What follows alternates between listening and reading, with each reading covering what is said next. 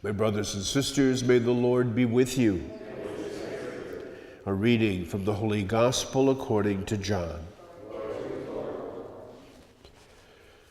Jesus said to his disciples, "As the Father loves me, so I also love you. Remain in my love. If you keep my commandments, you will remain in my love, just as I have kept my Father's commandments and remain in his love. I have told you this so that my joy might be in you, and your joy might be complete."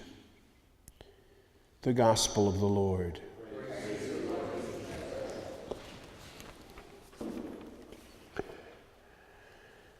I had mentioned in the past that early on in the church's life there was a tension between the Christian Jewish community and the all of a sudden kind of rising Gentile Christian community. There's also some differences of opinion as to what one should do and should not do with regard to becoming a follower of Christ. And we hear today in this segment from the Acts of the Apostles specifically the solution finally that the church came to at the Council of Jerusalem, the First Ecumenical Council, where it was recognized that the Gentiles had just as much right to become members and followers of Christ as those from Jewish descent. The Jewish community, of course, believed that it was both faith and works that had to be part and parcel of one's commitment. And St. James in his letters constantly reminds us of that fact. But Paul in his preaching and teaching to the Gentile community kept pressing the fact that it is faith that makes us one with God, and that the works have to take kind of a secondary place. And so we see here at this council that there is an adjustment, that they are told that they need not go through all of the rituals and things which the Jewish community had done, but they still had to carry out certain actions and works as part of a way of kind of defining and showing and expressing the fact that they were now Christian. The church very early on then began to realize that there's a necessity sometimes to adjust, always under the promptings of the Spirit, but nevertheless sometimes to change a way of thinking and acting. We see that over and over again in the early days when Christianity became the official church religion of the Roman Empire. There were a lot of elements of the Roman Empire which the church just took and carried over and kind of quote-unquote Christianized.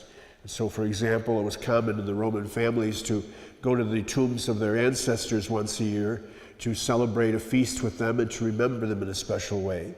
And the church ended up carrying this over into the remembrance of the martyrs and going to the tombs of the martyrs for a celebration.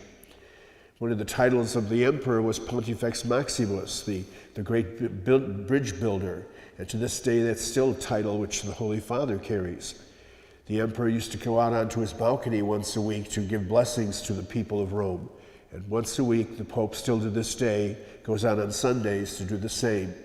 All these little elements and rituals were part and parcel of traditions and customs, become Christianized so as to make it a little bit easier for the changeover and transfer of one's commitment and priority to one place to another.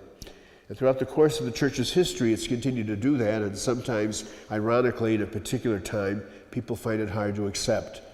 Back in the time of the Second Vatican Council, of course, there was the great reform in the liturgy. And for many people, it was hard to all of a sudden go from hearing everything in Latin to English, and the format and change the ritual itself. And ironically, a lot of those things that came out of the council were not new. They were part of the early church's experience. The early church spoke in the language of the people, not in a customized ritual form. The Eucharistic prayer, too, that we use so often comes right out of the early church fathers' writings. You can see most of what is there in their writings. The bringing the gifts up at the offertory. All these kind of things were part of the early church's commitment, and all of a sudden with the adjustment to the ways of the people, we brought them back, and it took time for people to recognize and accept them for what they were supposed to be. Today, then, we're reminded that we have to be open to the promptings of the Spirit, just the same as so many countless Christians before us have been. That we have to keep fighting the idea of letting our agendas be the facilitator of what we do or do not do, but rather allow God's agenda and the Spirit's mission to take priority.